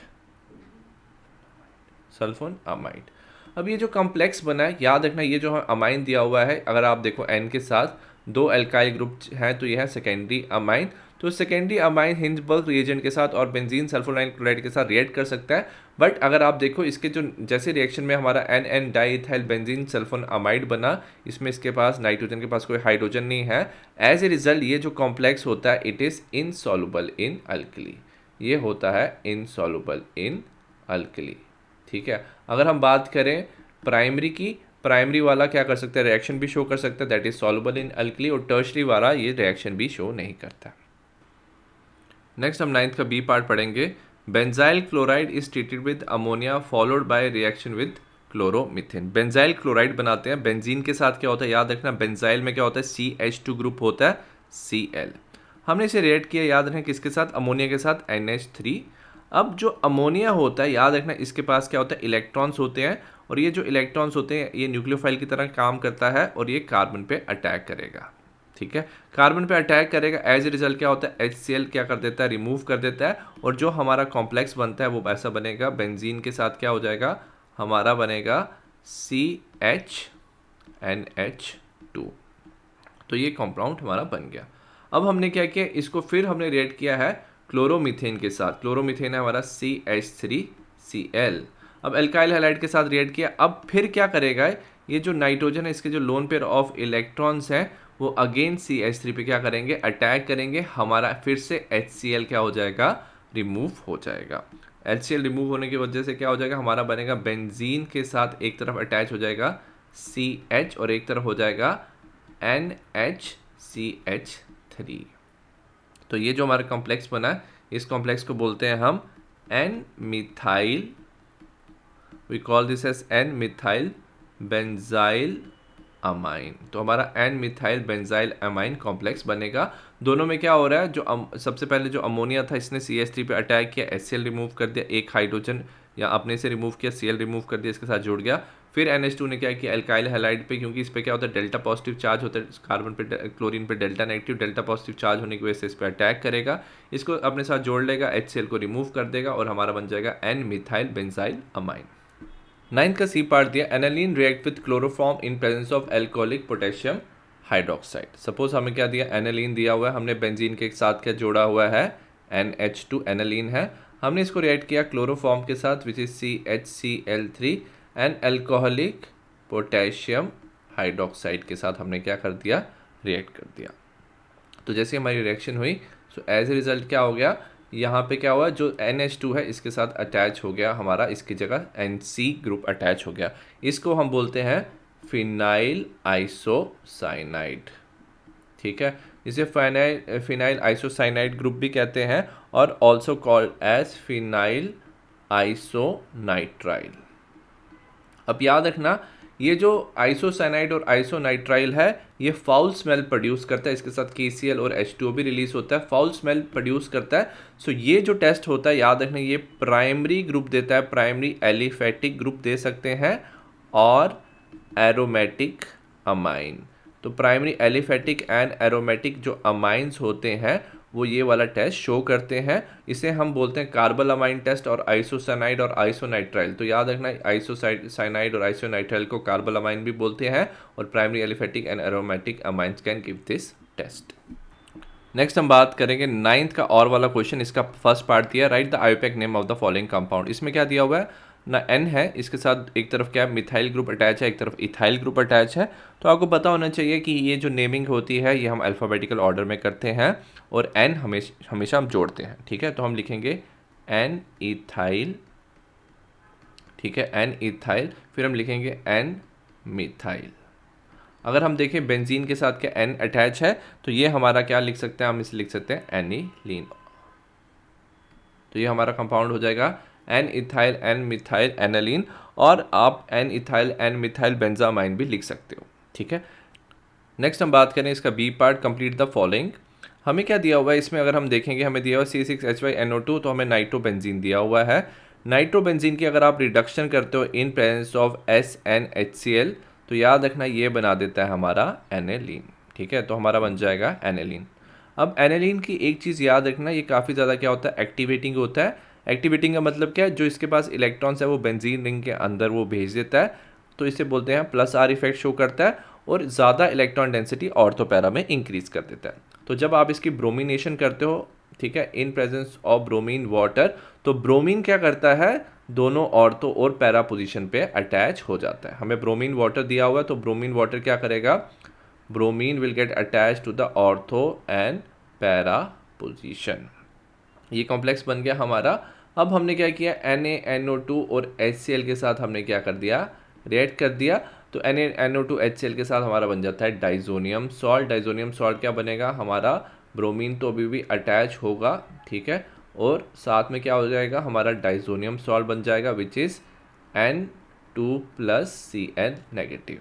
ठीक है, तो हमारा 2,4,6 ट्राईक्लोरोबेंजीन डाइजोनियम क्लोराइड बन जाएगा। नेक्स्ट हमें दिया हुआ है, हमने रिएक्शन किया है HbF4 और हीट। HbF4 के साथ जब आप इसको रिएक्ट करते हो और हीट करते हो, तो याद रखना ये जो एजो ग्रुप है, एजो ग्रुप क्या होता है, ये जो NO ग्रुप है, ये Cl है, ये रिमूव हो जाता है और एंड में क्या होता है, ये जो हमारा बेंजीन है इसके साथ अटैच हो जाता है फ्लोरीन, ठीक है, और ब्रोमीन जो है वो साइड पे अटैच हो जाएगा और आपका बन जाएगा ये कॉम्प्लेक्स। तो नेक्स्ट हम बात करें क्वेश्चन नंबर 10 की, represent the cell in which the following reaction take place, the value of E naught of the cell is given which is 1.260 volts and what is the value of E of the cell.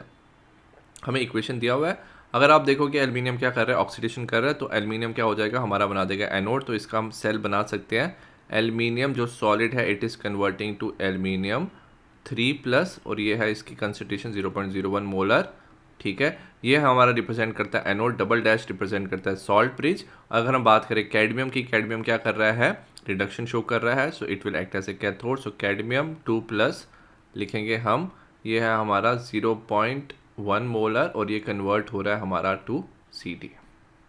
ठीक है, अब जब भी temperature equation में नहीं दिया तो हम टेम्परेचर हमेशा लेते हैं 298 केल्विन रूम टेम्परेचर, और हम यूज़ कर सकते हैं नर्स्ट इक्वेशन। नर्स्ट इक्वेशन है हमारा E of the cell, E of the cell is equal to E naught of the cell minus of 0.0591 divided by n। n होता है कि exchange of electrons, log of QC। QC होता है हमारा reaction quotient. सबसे पहले अगर हम बात करें ये QC क्या होता है, QC होता है, अगर हमने इक्विलिब्रियम पढ़ा हुआ है, इक्विलिब्रियम में क्या होता है, जो प्रोडक्ट है उनकी कंसंट्रेशन को हम क्या करते हैं, रेज टू पावर करते हैं, डिवाइडेड बाय, उनको मल्टीप्लाई करते हैं raise to power divided by the reactant raise to their power. अगर हम QC की बात करें, इसमें अगर हमारा मोस्टली कैसे आना चाहिए, Al3+ raise to power 2 CD raise to power 3, और अगर यहाँ पे पहले और डिवाइडेड बाय द रिएक्टेंट तो Al raise to power 2 CD2+ raise to power 3। But हमेशा याद रखना ये है हमारी हिट्रोजीनस इक्विलिब्रियम। हिट्रोजीनस मतलब एक सॉलिड है और एक एक्वस फेज है, तो क्योंकि सॉलिड की कंसंट्रेशन हमेशा कांस्टेंट रहती है तो सॉलिड की कंसंट्रेशन आप इग्नोर कर सकते हो, एल्यूमिनियम और CD की कंसंट्रेशन आप इग्नोर कर सकते हो। तो QC का वैल्यू आ जाएगा Al3+ रेज टू पावर 2 और divided by CD2+ raise to power 3। तो कभी भी आपको क्वेश्चन आता है तो आप सॉलिड को डायरेक्टली इग्नोर कर सकते हो, और जो सोल्यूशन में एक्वस सोल्यूशन में उसकी वैल्यू आप लोगे। तो वैल्यू कैलकुलेट करते हैं, E0 हमें ऑलरेडी दिया हुआ है 1.6260 माइनस ऑफ 0.0591 डिवाइडेड बाय, अब देखते हैं एक्सचेंज ऑफ इलेक्ट्रॉन्स कितने हो रहे हैं। एल्यूमिनियम देखो, एल्यूमिनियम 0 से जा रहा है +3 में, ये 3 इलेक्ट्रॉन डोनेट कर रहा है, पर 2 एल्यूमिनियम है तो टोटल ये 6 इलेक्ट्रॉन्स दे रहा है। कैडमियम की बात करेंगे, 2 इलेक्ट्रॉन ये गेन कर रहा है, ठीक है, और तेरा 3 कैडमियम, तो टोटल 6 इलेक्ट्रॉन गेन करेगा, तो n हो जाएगा हमारा 6। लॉग ऑफ QC मैंने अभी भी बताया, ये हो जाएगा Al3+ raise to power 2 divided by CD2+ raise to power 3। हमें वैल्यू मिल गई, हम अब वैल्यू लिख सकते हैं 1.260, इसको कैलकुलेट करेंगे, ये हो जाएगा 0.009। लॉग ऑफ Al की वैल्यू कितनी दी हुई है हमें, 0.01, हम इसे ऐसे भी लिख सकते हैं 10 रेज टू पावर -2 का स्क्वायर डिवाइडेड बाय CD का वैल्यू दिया हुआ है 10 रेज टू पावर -1 का स्क्वायर रेज टू पावर 3। इसको कैलकुलेट कर लेंगे, आ जाएगा 1.260 minus 0.009 log of 10 raise to power -1। इसको कैलकुलेट कर लोगे, ये 4 हो जाएगा, ये नीचे से 3 जाएगा, -1 हो जाएगा। और याद रखना 10 रेज टू पावर -1 जो होता है, इसका अगर आप लॉग करोगे तो -1 नीचे आ जाएगा, तो हमारा आ जाएगा 1.260 प्लस 0.009, और हमारा फाइनल आंसर आ जाएगा 1.269 वोल्ट्स। तो ये था हमारा क्वेश्चन नंबर 10। नेक्स्ट हम बात करें क्वेश्चन नंबर 11 की, why are fluorides of transition metal are more stable in their higher oxidation state as compare to lower oxidation state. तो आपको ये चीज़ याद रखनी है, जो हायर ऑक्सीडेशन स्टेट होता है किसी मेटल का, ठीक है, तो उसका चार्ज क्या होता है, याद रखना चार्ज क्या होता है उस मेटल का, क्या हो जाता है, हायर ऑक्सीडेशन स्टेट में चार्ज ज़्यादा हो जाता है, और चार्ज ज़्यादा होने की वजह से क्या हो जाता है, साइज़ क्या हो जाता है, स्मॉल। और लोअर ऑक्सीडेशन स्टेट की बात करेंगे, if we talk about lower oxidation state, तो चार्ज क्या होता है, कम हो जाता है, और साइज़ क्या हो जाता है, बड़ा। ठीक है, अब चार्ज ज़्यादा होने की वजह से अगर हम बात करें हायर ऑक्सीडेशन स्टेट में फ्लोराइड ज़्यादा स्टेबल इसलिए होते हैं क्योंकि सबसे पहले अगर हम बात करें फ्लोराइड की, जो फ्लोरीन होता है इट इज़ वेरी इलेक्ट्रोनेगेटिव।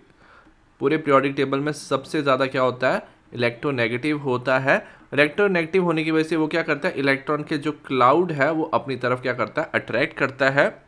ठीक है, अब स्मॉल साइज होने की वजह से वो क्या बना सकता है, स्ट्रॉन्ग बॉन्ड, ये स्ट्रॉन्ग बॉन्ड बना सकता है। ठीक है, स्ट्रॉन्ग बॉन्ड बनाने की वजह से याद रखना इसकी जो लैटिस एनर्जी हो जाएगी और लैटिस इंथैल्पी जो कंपाउंड बनाएगा वो क्या हो जाएगी, हाई हो जाएगी। और जो बॉन्ड इंथैल्पी भी है, ठीक है, इसकी जो बॉन्ड इंथैल्पी है वो भी क्या हो जाएगी, हाई हो जाएगी। तो अगर स्मॉल साइज वाले केटाइन के साथ बॉन्ड बन रहा है तो बॉन्ड क्या होता है, फ्लोरीन उसके इलेक्ट्रॉन अपनी तरफ खींचता है, काफ़ी ज़्यादा स्ट्रॉन्ग बॉन्ड बन जाता है। और ज़्यादा स्ट्रॉन्ग बॉन्ड होने की वजह से lattice enthalpy, bond enthalpy high हो जाती है।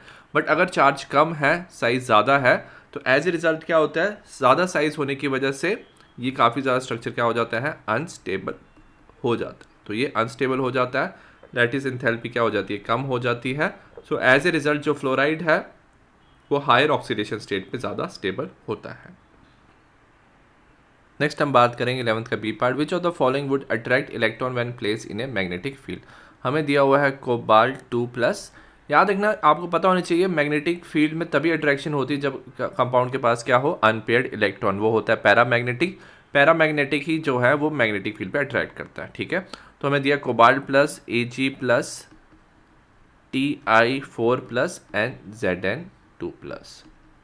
अगर हमने कोबाल्ट की इलेक्ट्रॉनिक कन्फिग्रेशन होती है 3d7 4s2, 2 इलेक्ट्रॉन रिमूव कर दिए, हो जाएगा 3d7, ठीक है। 3d7 में क्या होता है, इसके पास होते हैं अनपेयर्ड इलेक्ट्रॉन्स, तो इसके पास unpaired electrons are present cobalt के पास।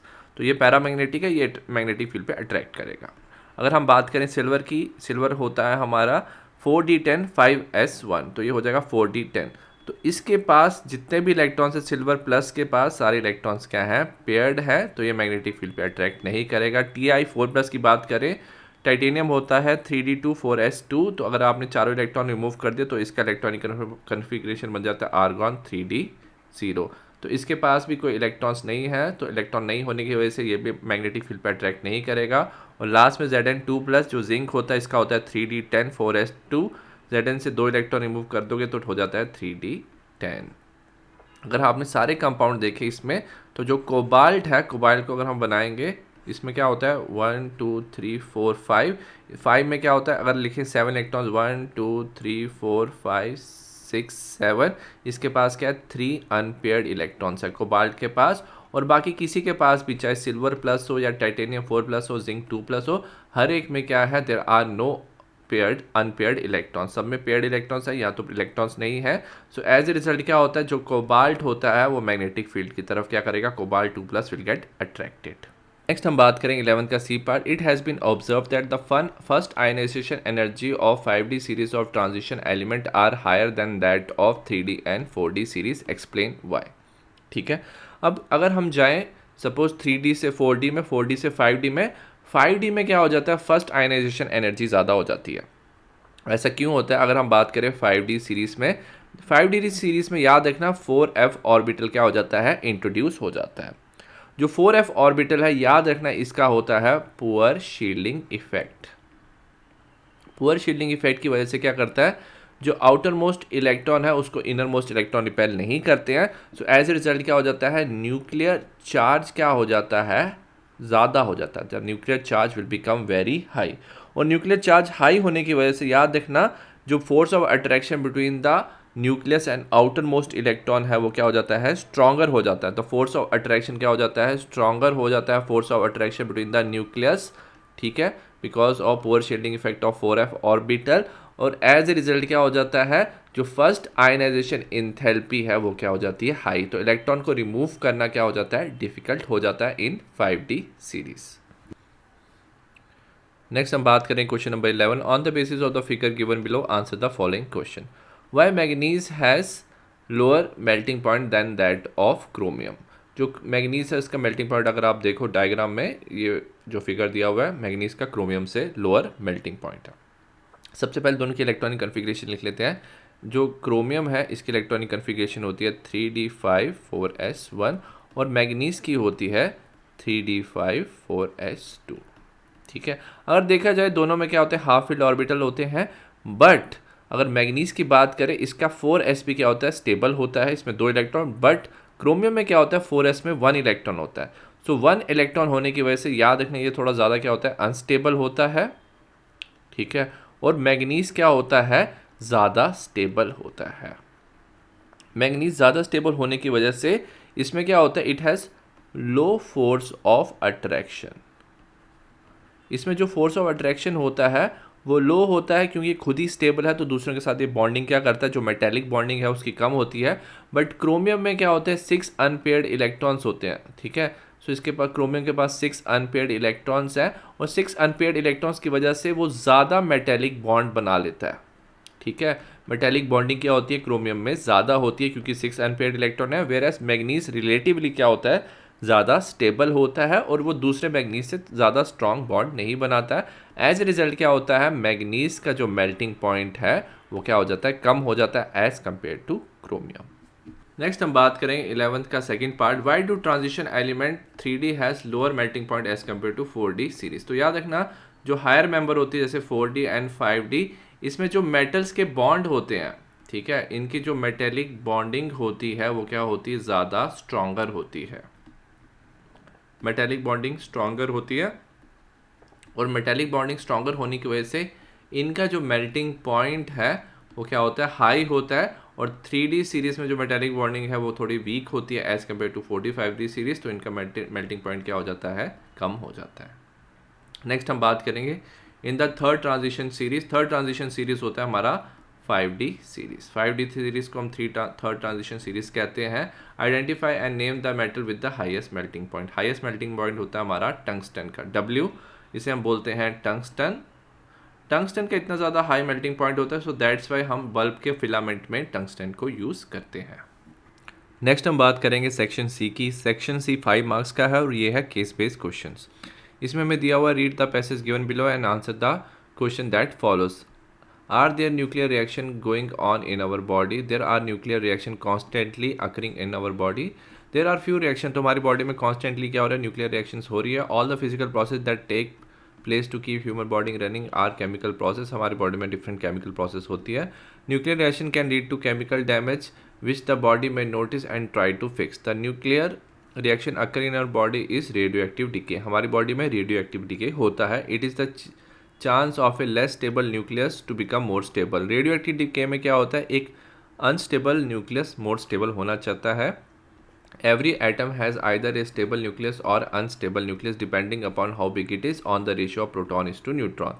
The ratio of the neutron to proton is stable nucleus. अगर 1:1 का रेशियो होता है प्रोटॉन और न्यूट्रॉन का तो उसे बोलते हैं स्टेबल न्यूक्लियस, जो होता है एटॉमिक नंबर 20 से नीचे। Nucleus with two many neutrons, जहाँ पे क्या हो जाते हैं, न्यूट्रॉन ज़्यादा हो जाते हैं, और टू फ्यू न्यूट्रॉन्स और simply too big are unstable. या तो काफ़ी कम न्यूट्रॉन, ज़्यादा न्यूट्रॉन हो, या काफ़ी ज़्यादा बड़ा जो न्यूक्लियस होता है दैट इज़ अनस्टेबल, और वो eventually transform to form stable, तो वो रेडियो एक्टिव डिके से स्टेबल होता है। Whether they are atoms with unstable nuclei called as radioactive atom. जिनके अनस्टेबल न्यूक्लियस होते हैं उनको रेडियो एक्टिव एटम बोलते हैं। There are nuclear reaction occurring naturally. The interesting thing is that the small amount of radioactive atom present everywhere in our chair, ground, food you eat, and in our body. Yeah, the most common natural radioactive isotope in human is carbon 14 and potassium 40. तो humans में carbon 14 और potassium 40 होता है। These isotope behave exactly like stable carbon and potassium. For this reason, the body uses carbon 14 and 40 just like normal carbon. तो body carbon 14 और 40 को, potassium 14 को normal use करती है, building them in different path of cell without knowing they are radioactive. In time, over a period of time क्या होता है, carbon 14 decay हो जाता है नाइट्रोजन में, और पोटेशियम 40 डिके होता आता है कैल्शियम में।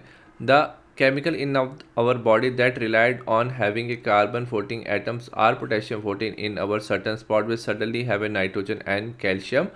अब जहाँ पे सपोज हमारे पास कार्बन 14 था, उसकी जगह नाइट्रोजन आ जाएगा, पोटेशियम 40 की जगह कैल्शियम हो जाएगा, तो एज ए रिजल्ट हमारी बॉडी में सडनली कुछ स्पॉट में क्या हो जाएगा, देयर इज डेफिशिएंसी हो जाएगी। Such a chemical change damage the chemicals and normally such changes are very rare that the body can repair the damage और filter away the damage chemicals. The natural occurrence of carbon 14 decay is a core principle of behind carbon dating. Carbon dating मतलब कि आप किसी भी चीज़ का as find कर सकते हो using carbon 14 as long as person is live still eating every carbon 14 that decay into nitrogen is replaced with an average with a new carbon 14. तो हमारी बॉडी में जब तक हम जिंदा रहते हैं तब हमारा क्या होता है, कोई भी अगर कार्बन 14 डिके होता है तो हमारी बॉडी में नया कार्बन 14 आ जाता है। बट वंस पर्सन डाई, एक बार पर्सन डाई हो जाता है तो वो कार्बन 14 के एटम को रिप्लेस नहीं कर सकते। Slowly the carbon 14 decay to nitrogen, carbon 14 nitrogen में डिके होने लग जाएगा और हमारी बॉडी में कार्बन 14 कम कम होता रह जाएगा। The rate at which carbon decay is constant, और ये first order of kinetics follow करता है, और हाफ लाइफ है 6000 ईयर्स। तो मतलब 6000 ईयर्स में कार्बन 14 क्या हो जाएगा, हाफ हो जाएगा। By measuring the relative amount of carbon 14 our bones archaeologist can calculate the percent die. तो अगर आप कार्बन 14 कैलकुलेट कर लो कि कितना कम हुआ है यूजिंग द हाफ लाइफ, आप बता सकते हो कि उसकी एज क्या है ऑब्जेक्ट की और पर्सन की। The all living organism consume carbon, carbon dating can be use date any living organism. आप कोई भी लिविंग ऑर्गेनिज्म इससे पहचान सकते हो उसकी age. Bones, wood, leather, even paper can be accurately dated. आप पेपर की भी एज फाइंड कर सकते हो age long they existed within the 60,000 years. Within 60,000 years में अगर आपको पता चलता है तो आप फाइंड कर सकते हो। This is because the fact the nuclear reaction naturally occurring in our living organism. Next हमें दिया हुआ A, why is carbon 14 radioactive whereas carbon 12 is not. अगर कार्बन 14 की बात करें, कार्बन 14 में नंबर ऑफ न्यूट्रॉन्स कितने होते हैं, नंबर ऑफ न्यूट्रॉन्स होते हैं 8 और प्रोटॉन्स कितने होते हैं 6। वेरस कार्बन 12 में अगर बात करें नंबर ऑफ न्यूट्रॉन्स भी 6 होते हैं, नंबर ऑफ प्रोटॉन्स भी क्या होते हैं 6, रेशियो होता है 1:1। अभी हमने पढ़ा था पैसेज में कि अगर किसी भी एलिमेंट में 1:1 का रेशियो होता है वो क्या होता है, इट इज़ स्टेबल। बट अगर हम देखें इसमें कार्बन 14 में न्यूट्रॉन और प्रोटॉन का रेशियो है वो 1 से ज़्यादा हो जाता है। एज रिजल्ट ये क्या है, अनस्टेबल न्यूक्लियस हो जाता है, और अनस्टेबल होने की वजह से ये रेडियो एक्टिव हो जाता है। Next, researchers have uncovered the youngest known dinosaur bone. Researchers ने यंगेस्ट डायनासोर बोन को रिकवर किया है, उसकी एज पता की है, dating around 65 million years ago. उसका एज पता किया 65 मिलियन का। उसका age, how was the age of the fossil estimated. याद रखना फॉसिल का एज आप एस्टिमेट कर सकते हो यूजिंग कार्बन 14 डेटिंग। ठीक है, कार्बन 14 डेटिंग से आप किसी भी लिविंग ऑर्गेनिज्म जो कभी लिविंग था उसका आप क्या फाइंड कर सकते हो, आप उसका एज फाइंड कर सकते हो। तो याद रखना हर एक ऑल लिविंग ऑर्गेनिज्म में क्या होता है, कार्बन 14 होता है, और इसकी कंसंट्रेशन ऑलमोस्ट क्या रहती है, कांस्टेंट होती है। ठीक है, बट जैसे ही वो ऑर्गेनिज्म क्या हो जाता है, इट विल डाई। ऑर्गेनिज्म जब से उसकी डेथ हो जाती है तो कार्बन 14 क्या करता है, डिके होना शुरू हो जाता है। ठीक है, विदाउट गेटिंग रिप्लेस्ड। उसकी डिके होने की वजह से उसका क्या होता है, it will not gate replaced. और अगर आप उस कार्बन 14 की रेशियो निकाल लोगे तो आपको पता चल जाएगा कि how much carbon 14 is left, क्योंकि जब वो ऑर्गेनिज्म जिंदा होगा उसमें कुछ अमाउंट ऑफ कार्बन 14 होगा, और over a period of time carbon 14 की जो परसेंटेज है वो कम होती जाएगी और उसकी अमाउंट कम होता जाएगा। तो उससे हम कैलकुलेशन से निकाल सकते हैं age of that fossil. Okay, तो नेक्स्ट दिया हुआ सी में हमारा, which of the 2 common radioactive decay happen in human body. Human body में 2 डिके होता है, पैसेज में दिया हुआ था। एक कार्बन 14 का होता है और दूसरा होता है पोटेशियम 40 का। कार्बन 14 किस में कन्वर्ट होता है, नाइट्रोजन के एटम्स में। ठीक है, रेडियो एक्टिव डिके में नाइट्रोजन एटम्स में कन्वर्ट हो जाता है, और जो पोटेशियम 40 है ये कैल्शियम के एटम्स में कन्वर्ट हो जाता है। नेक्स्ट हमें दिए, suppose an organism has 20 gram of carbon 14 at time of age. तो हमें इनिशियल कंसंट्रेशन दिया हुआ है, how much carbon 14 remain after 10,320 years, हमें एंटी लॉग दिया हुआ है। तो याद रखना रेडियो एक्टिव डिके जो भी होता है वो होता है फर्स्ट ऑर्डर काइनेटिक्स में आता है, वो हमेशा रेडियो एक्टिव डिके, और इसकी आपको रिएक्शन पता होना चाहिए।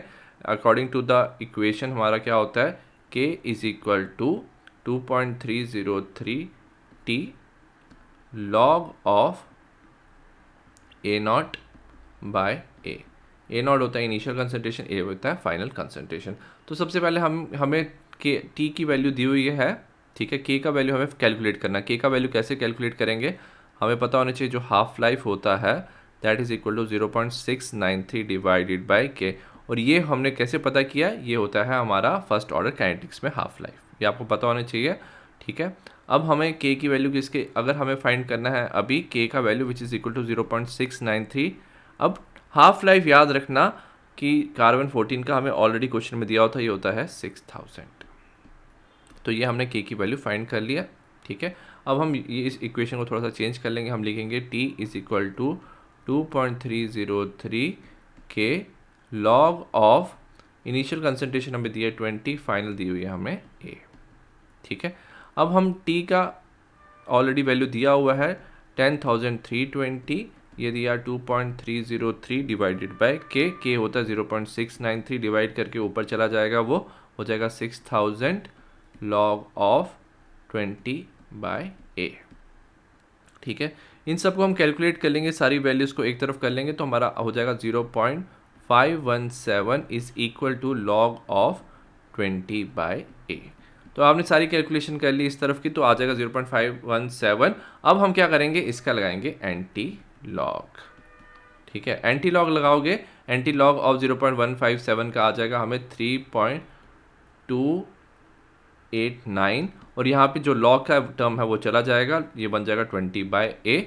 ए का वैल्यू आप फाइंड कर सकते हो, ए का वैल्यू हो जाएगा 20 डिवाइडेड बाय 3.289 और it is equal to 6.17 grams. तो इसका आंसर आ जाएगा 6.17 ग्राम्स। नेक्स्ट हमें डी का भी और दिया हुआ है, approximately how old is fossil with 12 grams of carbon if the initial possess 32 grams. Initial concentration 32 थी, फाइनल 12 हो गई है। हमें पूछा how long it has taken from converting from 32 to 12, और लॉ का वैल्यू हमें दिया हुआ है। तो हमें पता है कि हमें टाइम जो होता है दैट इज इक्वल टू 2.303 के लॉग ऑफ इनिशियल कंसंट्रेशन हम ऑलरेडी दिया 32 डिवाइडेड बाय 12। के का वैल्यू अभी अभी हमने फाइंड किया था, ये होता है 2.303 0.693 इंटू 6000। ठीक है, लॉग ऑफ ये अगर इसको आप डिवाइड करोगे तो ये आ जाएगा 2.667। इसको कैलकुलेट कर लेंगे, टी हो जाएगा हमारा इक्वल टू 19,939 इंटू लॉग का वैल्यू हमें दिया हुआ है इसका 0.4260। आप कैलकुलेट कर लोगे, आंसर को मल्टीप्लाई करोगे तो आपका टी आ जाएगा वैल्यू 8494 ES। तो ये था हमारा फाइनल आंसर। आई होप आपको सारे क्वेश्चन समझ आए हो। ठीक है, अगर आपको कोई भी डाउट हो आप कमेंट सेक्शन में लिख सकते हो। तो see you in the next video, bye.